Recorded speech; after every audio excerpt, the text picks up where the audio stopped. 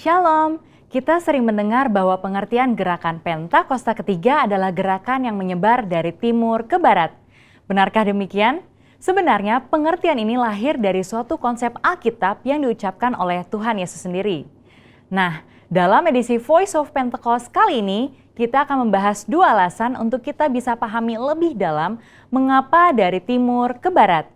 Alasan yang pertama secara alkitabiah. Di dalam Alkitab seringkali kita melihat pola yang bungsu menggantikan yang sulung. Seperti Ishak yang meskipun secara jasmani adalah adik dari Ismail, tetapi dia menggantikan posisi Ismail sebagai yang sulung dari rencana keselamatan Allah. Demikian pula dengan Esau dan Yakub. Di dalam Matius 19 ayat 30 dikatakan bahwa yang terdahulu menjadi yang terakhir, dan yang terakhir menjadi yang terdahulu.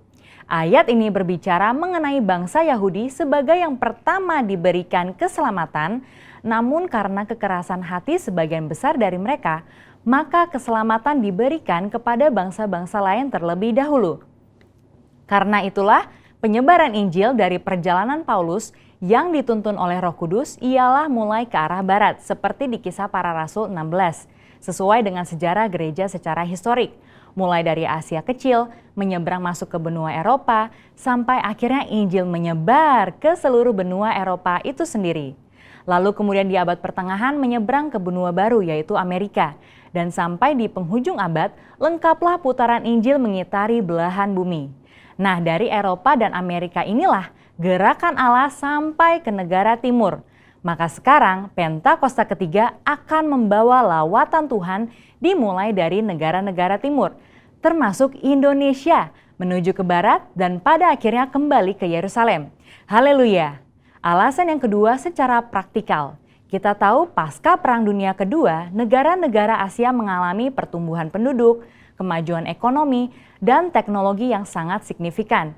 Contoh negara yang memimpin dunia di dalam bidang pertumbuhan penduduk yang bisa kita ambil adalah India dengan 1,1 miliar penduduk dan China 1,4 miliar penduduk. Dan ini sudah melebihi dari sepertiga penduduk dunia. Mereka tidak hanya mulai mendapatkan kemerdekaan secara politik, tetapi terjadinya suatu musim baru di dalam sejarah penyebaran Injil di belahan bumi timur. Berawal dari negara barat mengirimkan misionaris-misionarisnya ke negara Asia seperti Korea Selatan, China, Vietnam, dan Indonesia. Dan mulailah pertumbuhan gereja di negara itu sendiri. Dan hal ini menyebabkan kekristenan di negara timur berkembang dengan luar biasa. Bahkan hari-hari ini justru dari negara-negara timurlah yang mengirim misionarisnya ke barat untuk membawa kehidupan kepada kekristenan yang telah mati di sana. Di dalam kitab Yunus 4 ayat 10-11 dikatakan bahwa Allah sangat mempedulikan nasib kota Niniwe yang berjumlah lebih dari 120.000 orang. Benua Asia sudah mencakup 60% penduduk dunia, sekaligus 60% kekuatan ekonomi dunia. Prinsip yang sama juga berlaku, bagaimana mungkin Tuhan tidak peduli pada keselamatan 60% penduduk dunia. Di dalam Yohanes 2, kita melihat perumpamaan Tuhan Yesus dalam mengubah air menjadi anggur. Di dalam peristiwa itu, kita tahu pemimpin pesta mengatakan bahwa Tuhan menyimpan anggur yang terbaik sampai ke akhir pesta. Inilah juga yang akan terjadi pada akhir zaman. Allah menyiapkan kegerakan rohnya yang terbesar dan terakhir dimulai dari benua timur. Secara spesifik dari Indonesia, gerakan ini akan mempengaruhi negara-negara besar di Asia Timur dan akan bergerak ke barat dan akan diselesaikan di pintu gerbang Yerusalem. Seperti kilat yang menyambar dari sebelah timur dan melontarkan cahayanya sampai ke barat, demikianlah juga gerakan Pentakosta ketiga yang akan menyongsong kembali datangnya Anak Manusia. Saudara, untuk penjelasan lebih lengkapnya dari tim teologi kami, jangan lupa buka link yang ada di atas atau scan QR Code yang tersedia. Maranatha, amin.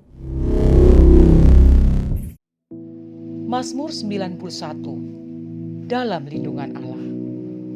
Orang yang duduk dalam lindungan yang maha tinggi dan bermalam dalam naungan yang maha kuasa akan berkata kepada Tuhan, tempat perlindunganku dan kubu pertahananku, Allahku yang kupercayai.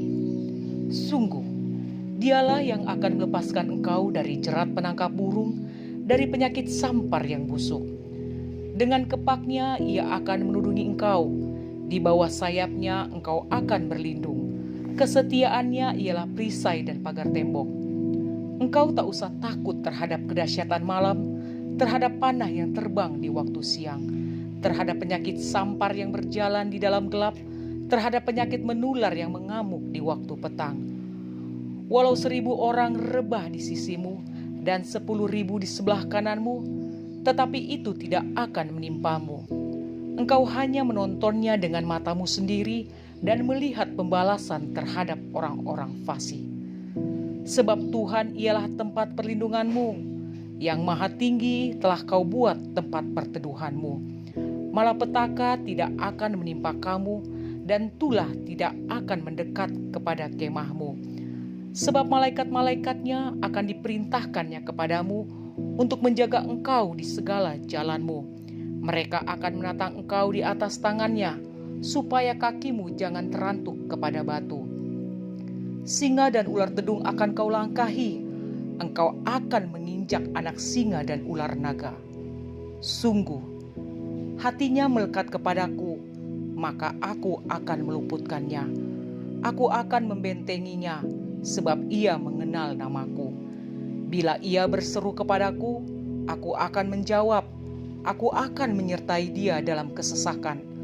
Aku akan meluputkannya dan memuliakannya. Dengan panjang umur akan kukenyangkan dia, dan akan kuperlihatkan kepadanya keselamatan daripadaku.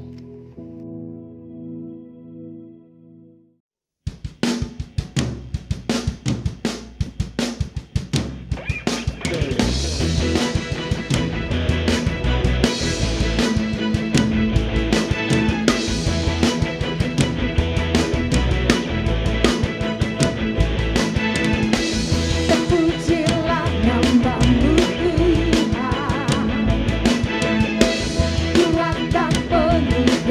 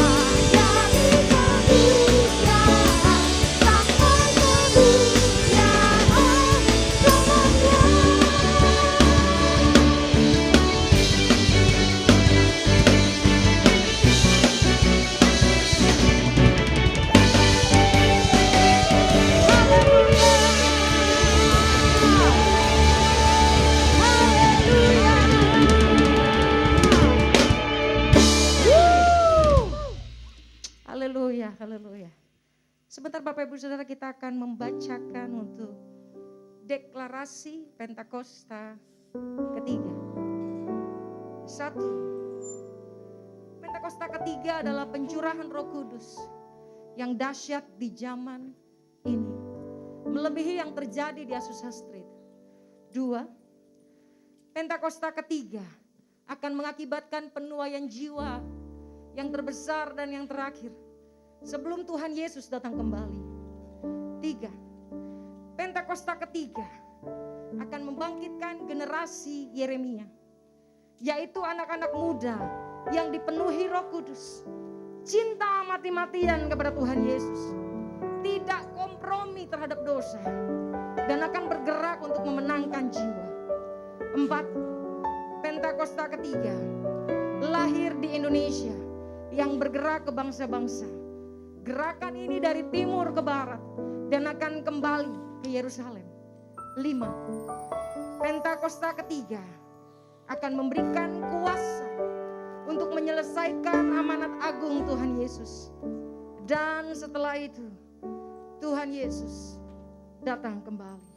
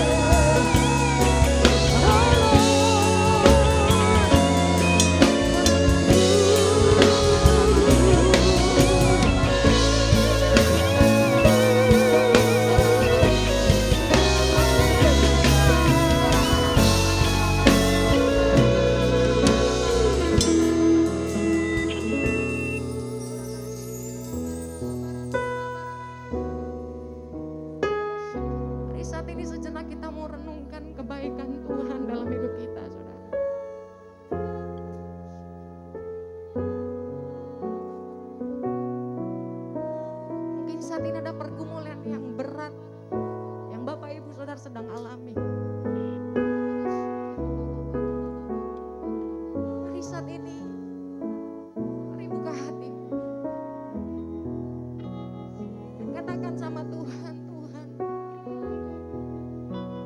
Tuhan tahu yang terbaik buat hidupmu.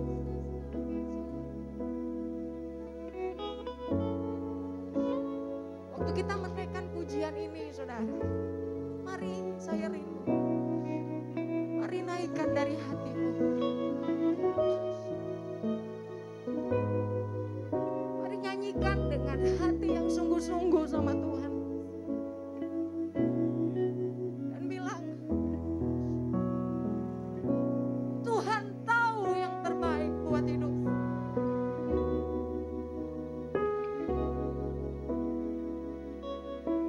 Ajar setiap kami berkata, waktu Tuhan adalah yang terbaik dalam hidupku. Aku percaya segala hal yang aku alami, semuanya mendatangkan kebaikan. Karena aku tahu Tuhan beri rancangan yang terbaik dalam hidupku. Mari buka hatimu, saudara. Mari buka hatimu. Mari saat ini katakan kepada Tuhan, Tuhan yang terbaik Tuhan beri dalam hidupku. Buat kami bersama segala hal Tuhan jadikan indah pada waktunya, Tuhan. Oh Lord, kita lama-lama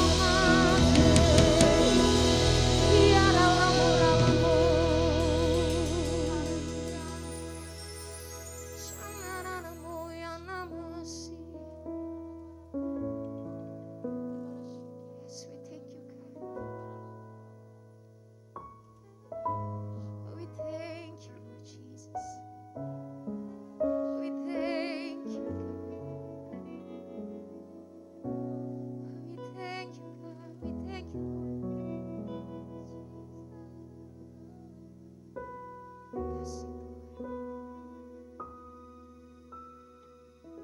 Terima kasih Tuhan.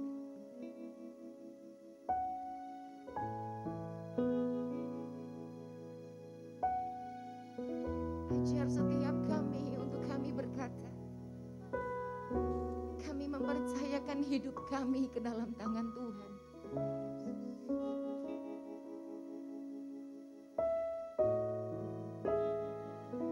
Segala yang kau perbuat dalam hidup kami adalah baik adanya. Kami bersyukur Tuhan, kami bersyukur buat kasih setiamu dalam hidup kami. Oh, we thank you God. Oh, we thank you Lord. Oh, we thank you Jesus. Thank you God, thank you Lord.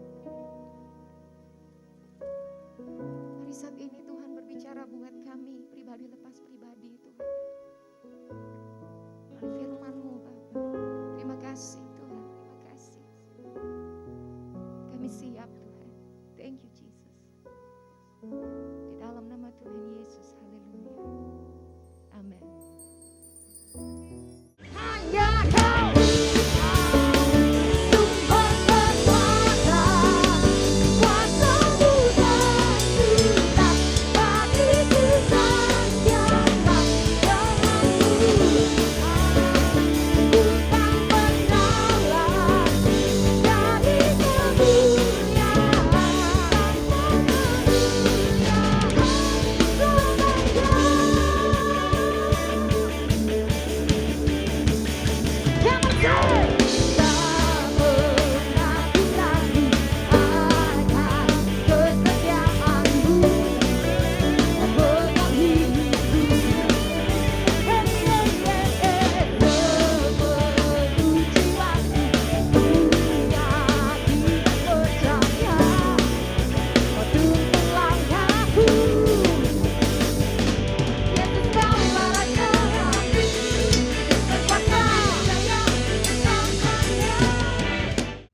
Shalom Bapak Ibu Saudara yang dikasihi Tuhan, puji Tuhan. Kembali sama-sama kita mau dengar firman. Yuk siapkan hati kita, siapkan Alkitabnya. Kita mau berdoa lebih dulu ya, minta pengurapan dari Tuhan. Oh Rabaya Shikanania Matakarana Matakarada Barada Barada Barada Barada. Tuhan yang baik, Allah yang setia, Tuhan yang terus menjaga kami sampai hari ini. Tuhan, terima kasih ya Tuhan, Engkau Allah yang luar biasa. Tuhan, kasih karunia-Mu terus bekerja. Biarlah kami semua boleh dibimbing, dipimpin, melangkah terus Tuhan Yesus menjalani 2021 ini. Berkati anak-anak-Mu ya Tuhan. Semua kami yang mengakses Tuhan rekaman ibadah ini Tuhan. Biar kami semua boleh menerima firman Tuhan. Tuhan urapi kami, baik yang di Zoom, di YouTube, semua diberkati. Ketemu Tuhan lewat firman yang disampaikan, karena firman itu adalah Engkau sendiri. Biar semua kami diberkati, dipulihkan, disembuhkan dalam nama Tuhan Yesus. Terima kasih Aba, terima kasih, bersabda kami siap mendengar dalam nama Tuhan Yesus. Haleluya, amin. Puji Tuhan. Bapak Ibu Saudara yang dikasihi Tuhan, hari ini tema khotbahnya judulnya gini, penjagaan Tuhan. Kita bisa lihat Tuhan jaga kita ya selama berbulan-bulan sampai hari ini di tahun 2021. Dan kita masih mau terus berjalan. Sebentar lagi, berapa bulan lagi kita akan selesaikan 2021. Kita terus mengharap penjagaan Tuhan setia kepada kita semua. Amin. Saudara yang dikasihi Tuhan, dari Mazmur 16 ayat 1 dan ayat 11. Jadi saya ambil ayat pertama sama ayat terakhirnya dari Mazmur 16, saudara yang dikasihi Tuhan. Mazmur ini khusus bicara tentang percakapan Daud dengan Tuhan, yang berbicara tentang permintaan dia untuk perlindungan, penjagaan Tuhan. Minta Tuhan jaga dia. Dan Daud sendiri ngerti Tuhan ajar dia yang namanya dijaga sama Tuhan itu seperti apa. Yuk kita mau melihat sama-sama, dan biar doa dan percakapan Tuhan ini juga jadi doa kita semua, supaya kita bisa kuat dan melangkah terus bersama dalam Tuhan. Amin. Saudara dikasih Tuhan, Mazmur 16 ayat 1 bilang begini, Miktam dari Daud, jagalah aku ya Allah, sebab padamu aku berlindung. Jadi ini permintaan khusus dari Tuhan. Saudara, kita perlu penjagaan Tuhan. Jaga dari apa ya? Dari COVID-19. Jaga dari penularan. Jaga dari resesi ekonomi. Mungkin akan ada ancaman PHK. Jaga dari semua kejahatan. Angka kriminalitas sekarang lagi meningkat, saudara. Ya, banyak orang yang desperate. Entah dia terdesak atau memang dia jahat dan melihat kesempatan. Tetapi saudara kasih Tuhan, kita perlu perlindungan. Mau apapun itu alasannya. Jaga dari apa lagi? Oh, dari godaan dunia. Karena mau pandemi, mau gak pandemi, dunia tetap menggoda kita. Ya. Dan peluangnya bisa berubah. Dulu godaannya beda. Sekarang setelah pandemi godaannya lain lagi. Ya. Ketika semua orang bekerja di luar rumah, masalah yang kita hadapi berbeda dengan ketika kita banyak di dalam rumah sekarang, WFH, ya, work from home. Ada banyak godaan, ya. Ketika kita bisa duduk di dalam kamar berlama-lama tanpa pengawasan, membuka komputer, internet, ya, godaannya juga banyak di sana. Saudara yang dikasih Tuhan, godaan dari mana lagi? Penjagaan Tuhan dari apa lagi? Dari kedagingan diri kita sendiri. Kedagingan ini selama kita tinggal di dalam tubuh ini akan selalu mengganggu kita untuk menjadi manusia rohani. Nah, kita butuh dilindungi oleh Tuhan, sehingga kita semua tidak bisa jatuh atau tidak bisa tergoda atau tidak bisa menjauh dari Tuhan. Biar Tuhan jaga kita seperti doa Daud, jagalah aku ya Allah, sebab padamu aku berlindung. Ini doa kita semua supaya bisa lewati musim yang unik dan berat ini. Amin. Saudara kasih Tuhan, yuk kita lanjut ya, ayat ke-11.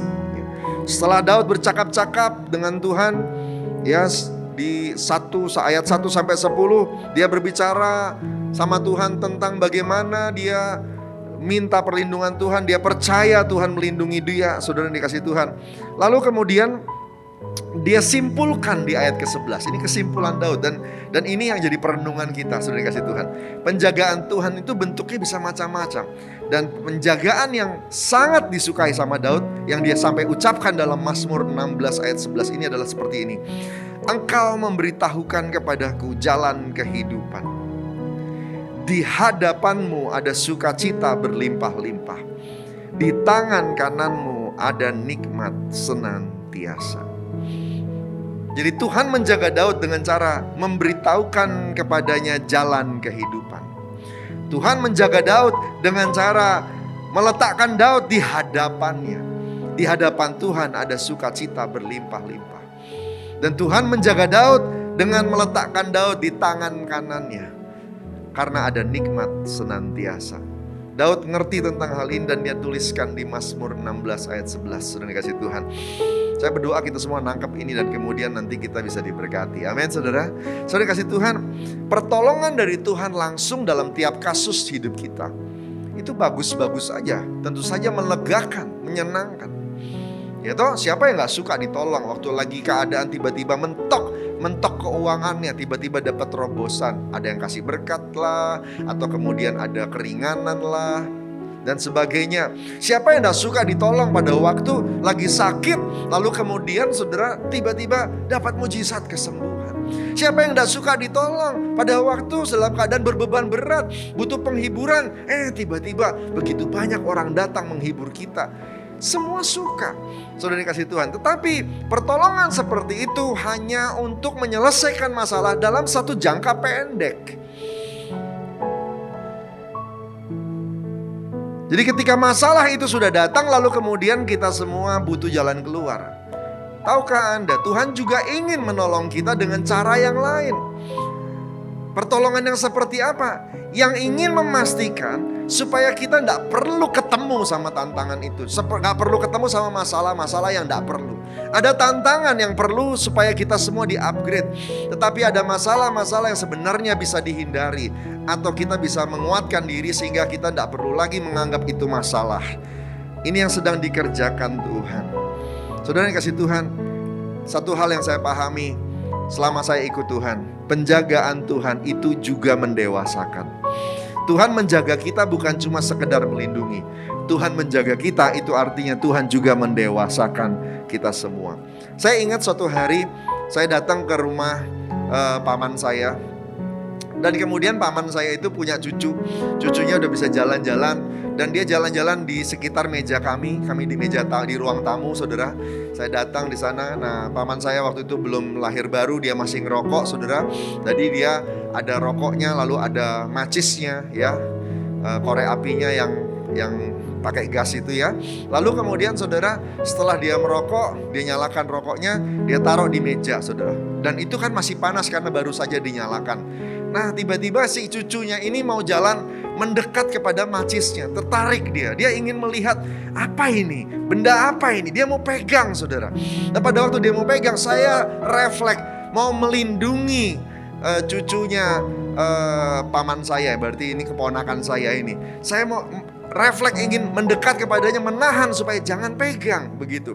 Saudara tahu apa yang dilakukan sama paman saya? Dia bilang begini, jangan, nggak akan sakit kok, gitu.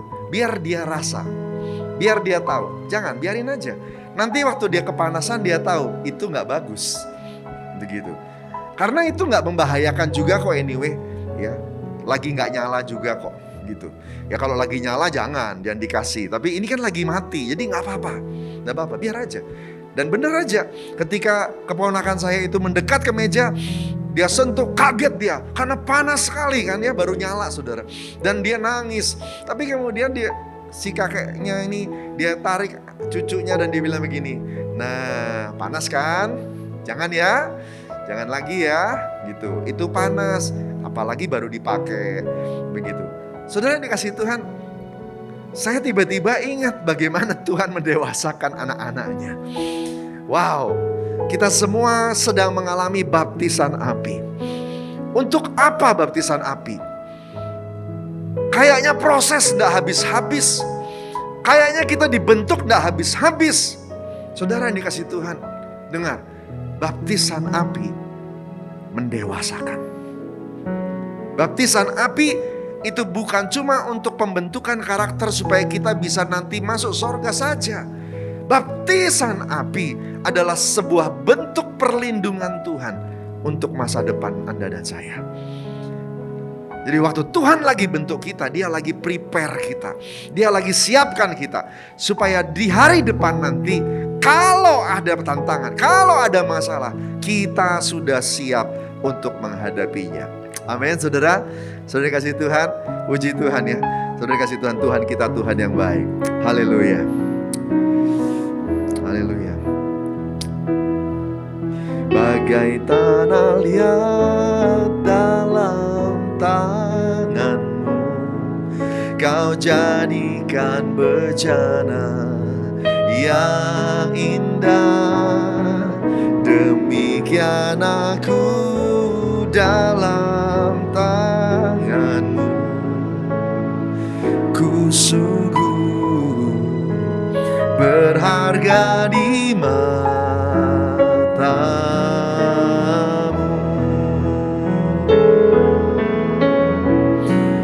Engkaulah Tuhan, Kaulah pejunan, Kau memilihku dan membentukku, Kau buatku hidup di hadapanmu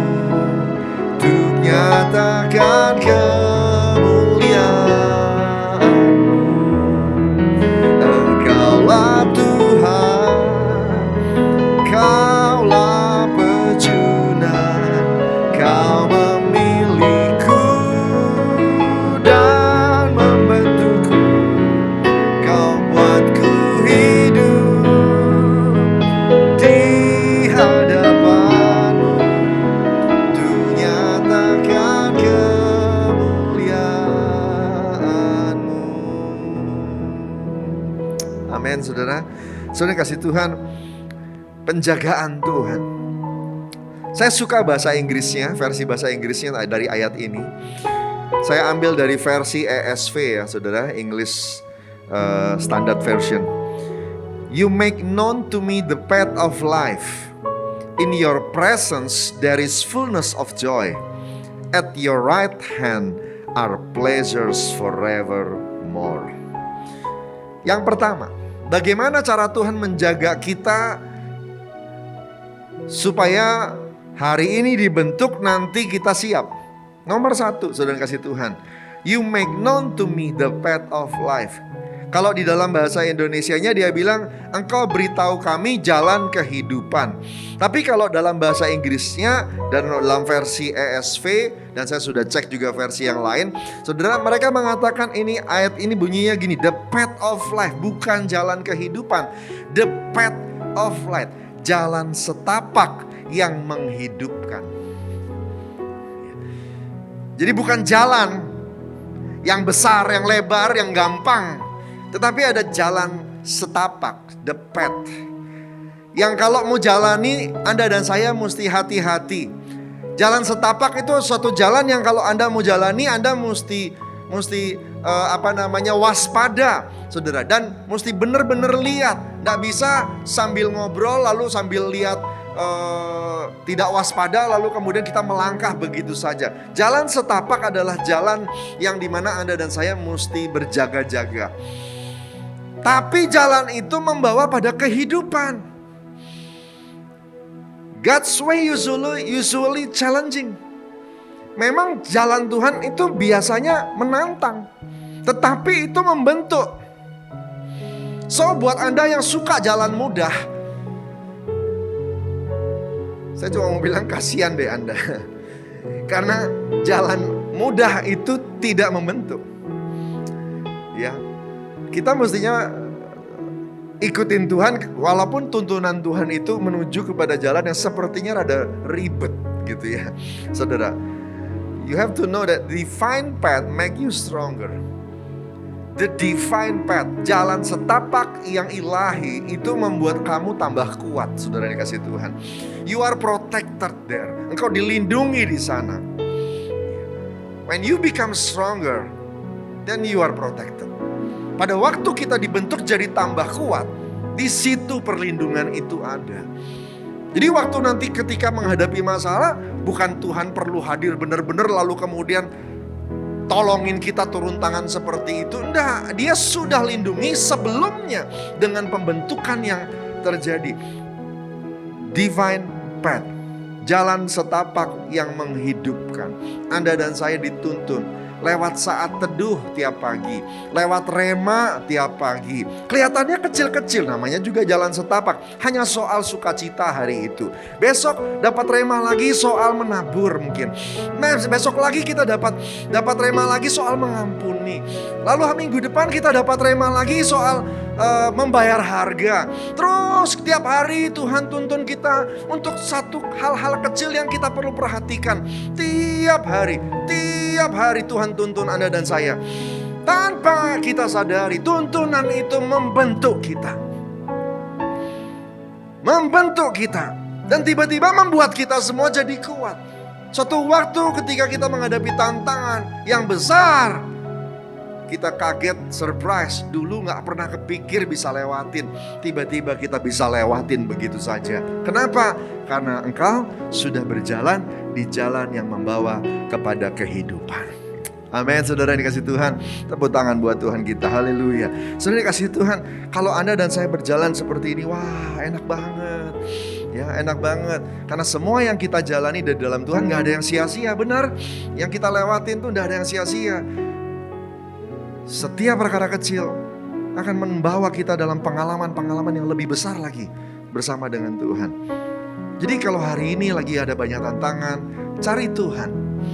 Cari Tuhan. Baptisan api ini bukan membuat kita jadi seolah-olah seperti anak hilang atau anak yang tidak disayang Tuhan. No, baptisan api ini justru membuat Anda dan saya kuat dan siap untuk semua hal besar yang ada di depan mata kita. Haleluya. Berapa banyak yang mau terus melangkah dalam jalan yang Tuhan tetapkan? Amin. Saudara dikasih Tuhan, itu yang pertama, ya. Yang pertama. Yang kedua, saudara dikasih Tuhan, in your presence there is fullness of joy. Di hadapanmu ada sukacita senantiasa. Di hadapanmu. Dalam bahasa Inggrisnya, dan ini lebih cocok di dalam bahasa aslinya, bukan di hadapanmu, tetapi ditulisnya gini, in your presence, di hadiratmu ada kepenuhan sukacita. Kita dibawa sama Tuhan, dibentuk sama Tuhan untuk belajar bersukacita di dalam hadirat Tuhan. The joy in the presence of God. Kenapa kita harus bersukacita di dalam hadirat Tuhan? Kalau engkau menikmati hadirat Tuhan itu, maka engkau tahu Tuhan itu ada di situ. Engkau dalam perlindungan. Walaupun mungkin Tuhan belum ngomong, mungkin pertolongan belum datang, mungkin doa belum dijawab, tapi ada hadirat Tuhan, engkau tenang. Engkau tenang. The joy in the presence of God, knowing that and believing that you are protected. Masih ingat anak-anak kecil? Coba lihat kalau yang punya anak, atau kalau Anda masih ingat tentang waktu dulu masih kecil. Waktu papa mama lagi pergi, ya, papa mama lagi pergi, terus nggak pulang-pulang, agak malam baru pulang. Mungkin anak-anak udah mulai bertanya-tanya, papa mana ya? Mama mana ya? Gitu ya. Zaman dulu ada lagunya, aku sedih, duduk sendiri. Papa pergi, mama pergi, gitu ya. Oh itu dia, mereka datang, gitu ya. Nah saudara dikasih Tuhan, kids sad when parents away, tapi but happy just to know that daddy or mommy is at home. Waktu anak-anak itu saudara mengetahui papa mamanya ada di rumah, mungkin keinginan si anak belum tentu dikasih. Mungkin apa yang si anak pengen belum tentu dia dapat hari itu. Tapi waktu dia bisa tahu bahwa ada papa di rumah, ada mama di rumah, saudara, itu sudah merupakan kekuatan buat dia. Sudah merupakan kekuatan, sudah merupakan sukacita buat dia. At least itu lebih baik daripada papa mama lagi gak di rumah. Adanya saja papa mama di rumah itu sudah merupakan sukacita. Bisakah kita bergembira karena Tuhan? Seperti yang dikatakan di Mazmur 37. Sudah kasih Tuhan, bergembiralah karena Tuhan.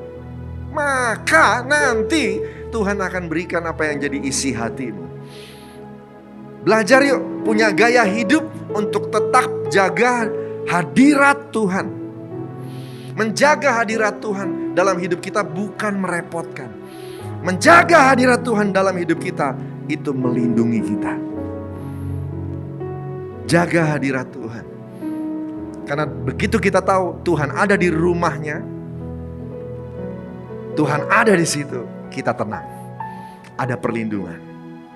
Apapun yang kita perlukan pasti tersedia. Amin saudara.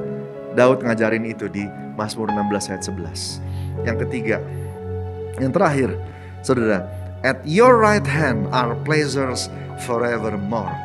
Saudara yang dikasih Tuhan, di tangan kananmu, atau berada di posisi di tangan kanan Tuhan, maka akan ada sukacita, nikmat senantiasa. Di tangan kananmu, atau berada di posisi yang dipercaya oleh Tuhan, menjadi orang kepercayaan Tuhan. Orang yang kalau disuruh apa jalan. Tuhan kadang-kadang belum ngomong atau baru kasih tanda-tanda, kita udah kerjain. Wah, luar biasa ya. Kalau punya pembantu atau punya karyawan atau punya staff yang seperti itu, sudah dikasih Tuhan, ya. Itu jadi hamba yang setia. Right hand, the position of the right hand. Kalau kita jadi hamba yang setia, dapat diandalkan, dapat dipercaya. Saudara, itu bukan merepotkan, tetapi itu justru membawa kita memiliki yang namanya kenikmatan. Integritas itu membawa kenikmatan, kesukaan lebih lagi. Haleluya. Satu kali saya baca sebuah potongan posting di Instagram. Terima kasih Tuhan, hidupku asik. Hidupku asik. Ada anak muda pasang begitu ya. Jadi dia pokoknya asal hidupnya asik. Saudara, saya mau kasih tahu ya. Kalau cuma mau hidup asik, orang dunia di luar Tuhan juga bisa. Ya. Tapi kalau soal hidup benar, walau sepertinya tidak asik, justru itu yang akan membawa kenikmatan luar biasa. The protection, penyediaan, wah luar biasa. Semuanya ada di situ, kesembuhan. Karena engkau adalah hamba yang setia, yang mau jadi alat Tuhan, melakukan semua firman Tuhan, dan jadi berkat buat semua orang, garam dan terang, seperti yang diinginkan oleh Tuhan Yesus. Amin saudara. Saudara kasih Tuhan, jadi hamba yang setia. Jadi waktu kita sedang melakukan 3 hal ini, berjalan di dalam jalan setapak yang membawa kehidupan, lalu kemudian kita juga menjaga hadirat Tuhan dalam hidup kita. Terus yang ketiga, memastikan kita itu ada di tangan kanan Tuhan. Kita jadi orang yang dipercaya oleh Tuhan. Itu bukan sesuatu yang waduh kok repot banget ya jadi orang Kristen. No, it will protect you. Itu yang justru akan melindungimu. Itulah tempat teraman dimanapun, kapanpun. Daud mengetahui ini. Daud ngajarin ini ke kita semua. Dan saya berdoa kita semua juga menangkap tentang hal ini. Amin saudara. Haleluya. Puji Tuhan. Lebih dari segalanya, ku ingin Kau Tuhan. Emas, perak dan permata tiada artinya.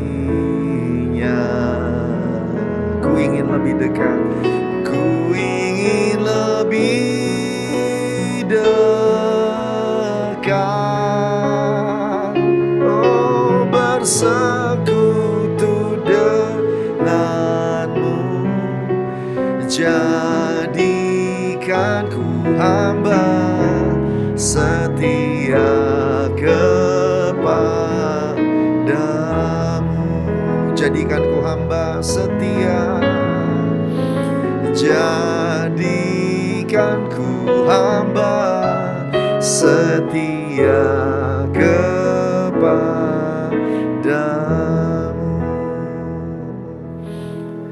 Kami datang di hadirat-Mu Tuhan. Kami sudah dengar firman. Engkau sudah bersabda buat kami. Engkau akan jaga kami terus. Engkau akan tolong kami semua. Tapi Kau juga akan terus pastikan supaya kami melangkah dalam rencana dan kehendak-Mu. Pimpin kami Roh Kudus, supaya kami bisa melangkah di jalan yang membawa pada kehidupan. Menjaga hadirat-Mu, memastikan hidup kami jadi hamba yang setia. Tolong kami semua Roh Kudus, terus ada dalam penjagaan Tuhan. Aku berdoa untuk anak-anak-Mu yang sakit, sembuhkan dalam nama Yesus Tuhan. Semua sakit penyakit sembuhkan oleh bilur Yesus, sembuhkan dalam nama Yesus Tuhan. Dan aku berdoa juga Tuhan untuk keuangan mereka. Buat terobosan ya Tuhan, jamah berkati. Juga yang sedang dalam problem dengan pekerjaan ataupun usaha mereka, jamah dalam nama Yesus. Baik di kantor, baik di toko, dimanapun mereka bekerja berusaha, Engkau beri favor, perkenanan. Tolong mereka dalam nama Yesus Tuhan. Juga Tuhan dalam semua masalah keluarga, hubungan dengan orang lain, Tuhan aku berdoa, Tuhan bantu selesaikan. Dan habis itu terus jaga mereka. Dalam penjagaan Tuhan, kami akan melihat sukacita luar biasa. Terima kasih Abah, terima kasih. Kebaikan-Mu akan terus dinyatakan. Dan kami akan melangkah. Kemuliaan hanya bagi Tuhan. Dalam nama Tuhan Yesus. Haleluya. Amin. Haleluya. Haleluya. Engkau Allah yang baik, Engkau Tuhan yang luar biasa. Mari angkat tangan kita sama-sama. Urakamaya syanda bayarani amatakan ada badada badada badada badada baya syanda badada badada. Curahkan Roh-Mu yang kudus ya Tuhan. Curahkan pengurapan itu turun buat semua anak-anak-Mu. Tuhan jamah semuanya dalam nama Yesus. Urapi semuanya dalam nama Yesus. Orabaya syadabaya radiaka marada barada barada barada barada barada barada barada barada barada. Orakabaya syadabara. Terima pengurapan, terima pengurapan. Terima pengurapan Roh Kudus. Orakamaya syendabaralaba. Pengurapan Tuhan mengajar, pengurapan Tuhan menguatkan, pengurapan Tuhan memimpin. Oh, memurnikan, menguduskan. Baptisan api kami terima, tapi kuasa juga kami terima di dalam nama Tuhan Yesus. Tuhan, terima kasih Abah, terima kasih Tuhan, terima kasih. Kami melangkah terus bersama dengan Tuhan dalam nama Tuhan Yesus. Haleluya. Sama-sama katakan amin. Haleluya.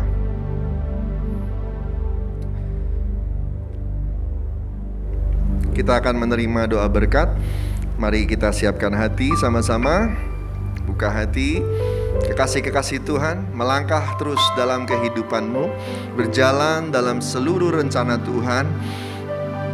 Hadapi semuanya bersama dengan Tuhan, karena bersama Tuhan engkau cakap menanggung segala perkara. Angkat tangan, buka hati, terima berkat dari Tuhan. Terimalah berkat dari Allah Bapa di surga, pencipta langit dan bumi berlimpah-limpah.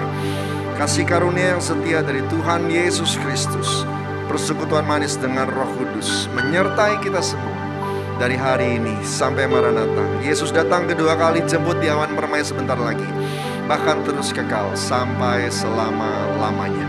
Yang diberkati Tuhan, sama-sama katakan amin. Selamat hari Minggu, Tuhan berkati.